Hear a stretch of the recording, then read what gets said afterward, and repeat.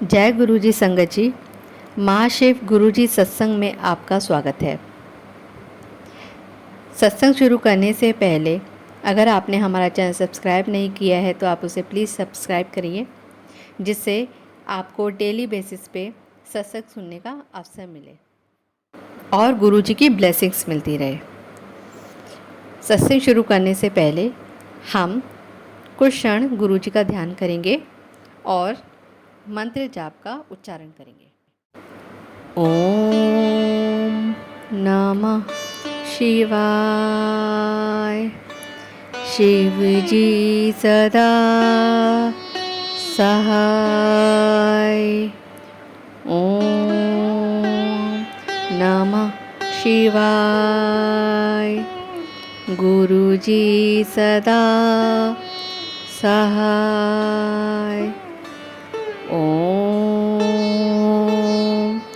नमः शिवाय।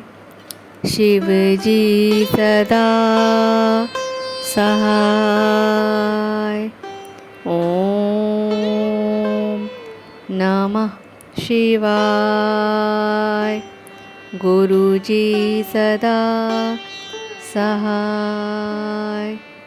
ओम नमः शिवाय। शिव जी सदा सहाय। ओम नमः शिवाय। गुरु जी सदा सहाय। आज का सत्संग जो है वो सुरभि आंटी जी के बारे में है कि कैसे सुरभि आंटी को सृष्टि के स्वामी के दर्शन हुए। सुरभि आंटी की शादी अगस्त 2005 में हुई थी, पर कई समय तक उनका परिवार शुरू नहीं हो पाया था। कई डॉक्टरों के अनुसार उन्होंने बहुत सारे चेकअप कराए, कुछ तो बहुत सरल थे और कुछ जटिल और कुछ तो बहुत ही कष्टजनक थे, और उनके परिणाम ठीक भी आए। पर परिवार शुरू करने के लिए उन पर रिश्तेदारों, मित्रों और भी अड़ोस पड़ोस का दबाव बढ़ता जा रहा था। फिर यह हकीकत भी थी कि उनकी उम्र भी बढ़ती जा रही थी। आंटी जी कहती हैं कि मेरी जीविका से संबंधित मुझे विदेश में कई बहुत अच्छे अवसर मिले, जिन्हें मैंने मना कर दिया था ताकि मैं अपना ध्यान पूरी तरह से अपने परिवार पर केंद्रित कर सकूं। हमारी शादी में भी तनाव हो रहा था। आंटी जी बताती हैं कि अगस्त 2007 में मैंने अपनी एक सहेली जो बौद्ध धर्म को मानती है, उनको मुझे बौद्ध धर्म से अवगत कराने को कहा। आंटी जी पूरे मन से बौद्ध धर्म से जुड़ गई। उनके अधिवेशनों में भाग लेती, किताबें पढ़ती और चैंटिंग भी करती, इस एकमात्र उद्देश्य के साथ कि उन्हें संतान प्राप्त हो। आंटी जी कहती हैं कि उनके परिवार वालों ने उन्हें आम उपचारों के सुझाव दिए, जैसे पवित्र जल में डुबकी लगाना, दान करना इत्यादि। वह चिकित्सकों के पास जाने के साथ साथ यह सब भी करते रहे और चिकित्सकों के पास भी जाते रहे और परीक्षणों और चिकित्सकों की फीस पर बहुत पैसा बर्बाद किया। और अंत में वह दिन आया जब अचानक आंटी जी के मामा जी ने सुझाव दिया कि उन्हें बड़े मंदिर जाकर गुरुजी का आशीर्वाद लेना चाहिए। आंटी जी ने अपने पति सौरभ, जो बहुत ही नास्तिक थे, उनको अपने साथ चलने के लिए मनाया। सुरभि आंटी को मई 2008 की समाप्ति के आसपास गुरुजी का बुलावा आया। वह बड़े मंदिर गए और वह एक खूबसूरत अनुभव था। जब आंटी जी और उनकी ममेरी बहन चाय प्रसाद ग्रहण कर रहे थे, मामा जी ने उन्हें बताया कि एक महिला भक्त गुरुजी की तस्वीरें यानी स्वरूप बांट रही थी और उन्होंने जाकर एक लेनी चाहिए, ऐसा उनके मामा जी ने आंटी जी को कहा। आंटी जी अनिश्चित थी कि उन्हें ऐसा करना चाहिए कि नहीं, क्योंकि उन्हें पता था कि उनके पति सौरभ उन्हें डांटेंगे और गुरुजी की तस्वीर घर में रखने के लिए कभी नहीं मानेंगे। जब आंटी जी उन भक्त के पास पहुंची जो तस्वीरें बांट रही थी, तो सारी तस्वीरें तब तक बढ़ चुकी थी। फिर भी वह बोली कि पहले लंगर के बाद वह गुरुजी की कुछ किताबें बांटेंगी।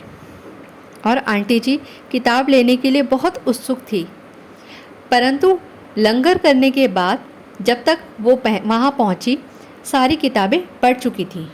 जब आंटी जी को किताब नहीं मिली तो वह सोचने लगी कि गुरुजी ने क्यों मुझे किताब नहीं दी।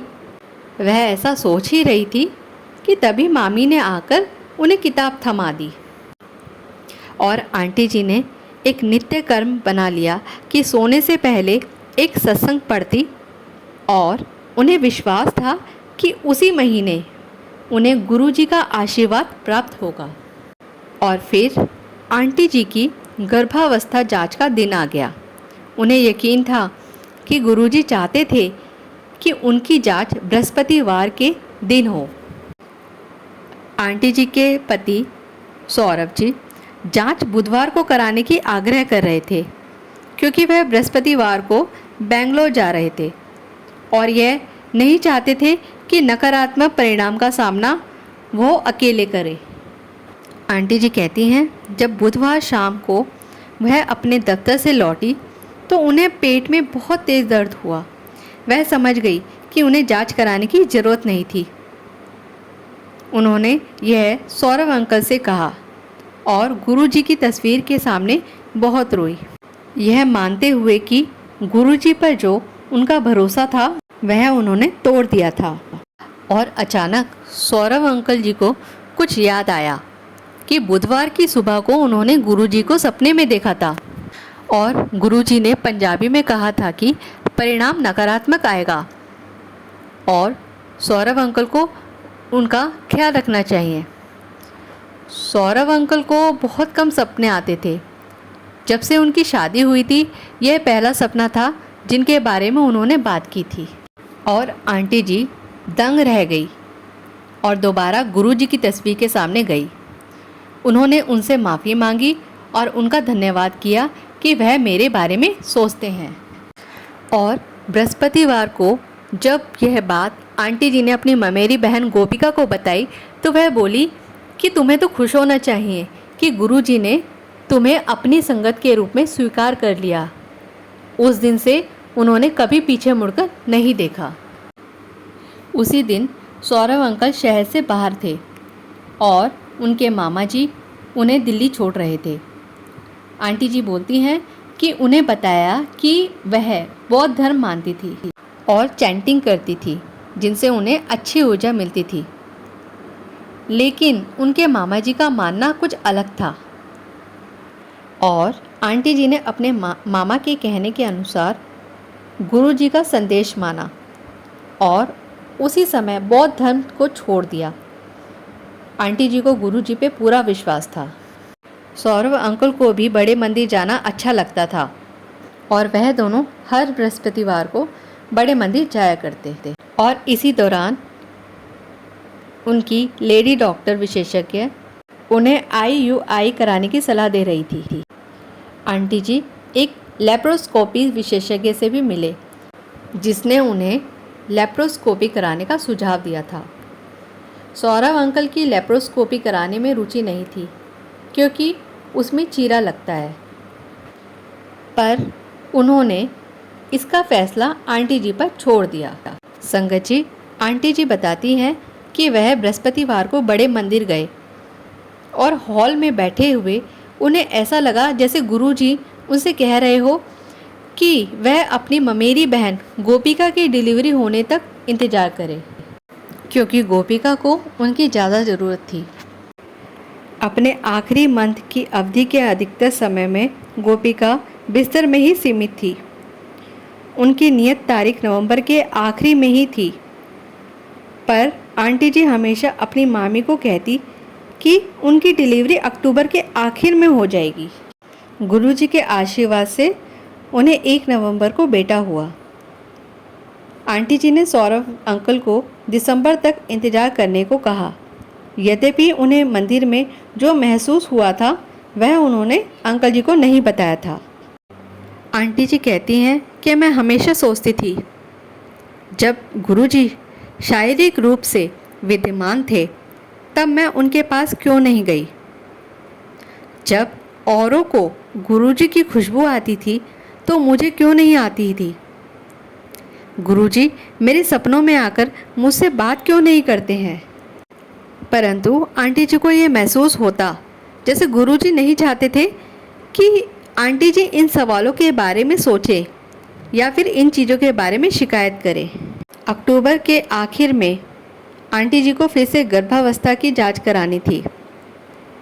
आंटी जी गुरुजी के पास बृहस्पतिवार को गए।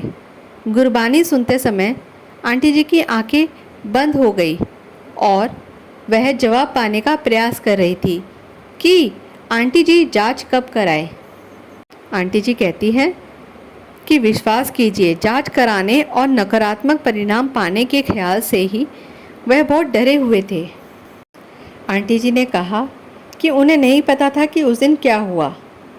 वह गुरबानी में पूरी तरह लीन थी और गुरुजी के आगे बैठे हुए उनके आंसू बहते ही जा रहे थे। उन्हें ऐसा लगा जैसे गुरुजी कह रहे हो कि घर वापस जाते समय आंटी जी प्रेगनेंसी टेस्ट स्ट्रिप खरीदकर जांच करें। और उन्हें ऐसा लगा कि गुरुजी कह रहे हो कि अगर परिणाम सकारात्मक आता है तो उन्हें मंदिर अकेले नहीं आना चाहिए बल्कि बच्चे के साथ ही आना चाहिए, परंतु उनके पति को बड़े मंदिर आते रहना चाहिए। जब आंटी जी ने अपनी आंखें खोली तो वह थोड़ा संकोच महसूस कर रही थी कि मेरी बातों के बारे में बाकी सब क्या सोच रहे होंगे। आंटी जी ने गुरुजी के निर्देश अनुसार ही किया। सौरभ अंकल जिद करते रहे कि आंटी जी रात को ही जांच करे, पर आंटी जी तो गुरुजी के निर्देश के खिलाफ नहीं जाना चाहती थी। और अगली सुबह आंटी जी 5 बजे ही उठ गई और जांच की। आंटी जी को गुरुजी पर पूरा विश्वास था, पर परिणाम देखने के लिए उन्होंने अपने पति को कहा। सौरभ बोले कि परिणाम सकारात्मक लग रहा था, पर आंटी जी को पूरी तरह यकीन नहीं हुआ क्योंकि दोनों में से कोई नहीं जानता था कि टेस्ट स्ट्रिप पर सकारात्मक परिणाम कैसे दिखता है। आंटी जी और अंकल जी ने गुरुजी का शुक्रिया अदा किया, पर एक दूसरे को बधाई नहीं दी क्योंकि अभी भी वो बहुत ही बेचैन थे और पेशाब की जांच से पुष्टिकरण मिलने तक रुकना चाहते थे। और अगले ही दिन उन्होंने अपनी सारी जांच कराई और निसंदेह उन्हें गुरुजी का आशीर्वाद प्राप्त हुआ। जय गुरुजी। आंटी जी को अपने सारे सवालों के जवाब मिल गए थे और वह समझ गई कि अलग अलग भक्तों के साथ संपर्क करने के गुरुजी के तरीके अलग अलग ही होते हैं। हमें बस उनके तरीकों पर भरोसा रखना चाहिए। जय गुरुजी। अनंतम अनंतम शुक्राना गुरुजी। आंटी जी ने ये बहुत ही अच्छी बात कही है कि गुरुजी अपने अलग अलग भक्तों के साथ अलग अलग तरीके से संपर्क करते हैं। हमें सबको कष्ट आते हैं, पर गुरुजी हमेशा हमारे साथ खड़े रहते हैं। हालांकि हम समझ नहीं पाते हैं कि गुरुजी क्या संदेश देना चाहते हैं। हमें तब समझ आता है जब हमारे जीवन से कष्टों की मुक्ति मिलती है। संगत जी, जिन लोगों ने गुरुजी को भौतिक रूप में देखा है उनके लिए कुछ भी कहने की ज़रूरत नहीं है। उनकी एक झलक जीवन भर की भक्ति रचने के लिए काफ़ी थी। और जिन्होंने उन्हें नहीं देखा है अभी भी भाग्यशाली है जो उन लोगों से घिरे हुए हैं जिनके पास है उनके शिष्यों के साथ साथ कई अन्य भक्त भी। अगर मेरे से कोई गलती हो गई हो सत्संग सुनाने में तो गुरुजी मुझे क्षमा करें।